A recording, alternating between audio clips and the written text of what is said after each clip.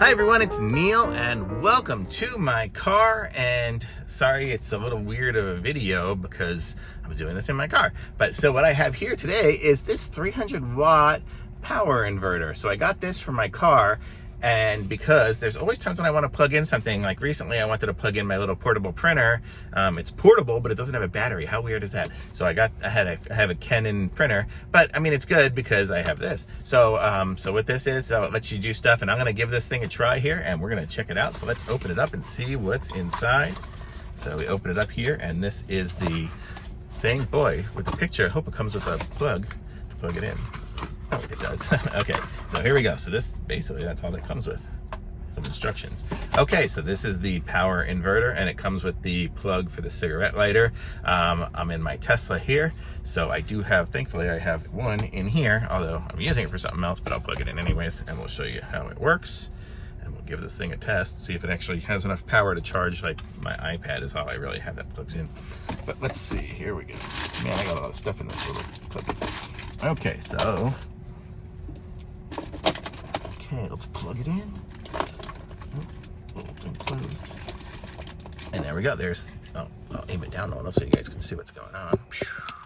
I can't aim it down too much. So here we go. So you see when I plugged it in, this little light went on. It's got a little switch back here. So I guess there's off, there's on. I hear a tiny little fan going inside, so I guess that means it's working. But I'm gonna plug in this, which is my, oh, it's got little USB ports too, although mine's USB-C. I don't know if that's USB-C up top or if those are just holes. I think those are just holes. So it's really just USB. But let's plug this in, and we're gonna see if it has enough power now to charge. Find the other side of it to charge my iPad. Where's the plug for my iPad here?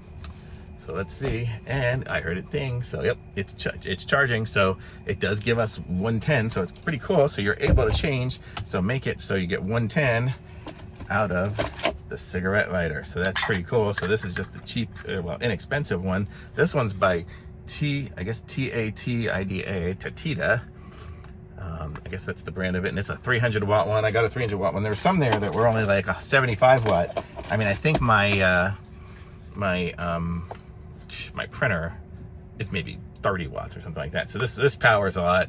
It'll charge a laptop, or you could probably hook it up with a string of lights or something like that if you wanted to do something like Christmas lights coming out of your car or anything, or power a boombox, whatever you want to do. So this is it. It's nice and small. I can just keep it here inside of my glove box. So anytime I want to plug something in, just take it out and do it. Or actually I have my little center console here. I'll probably just stick it in there.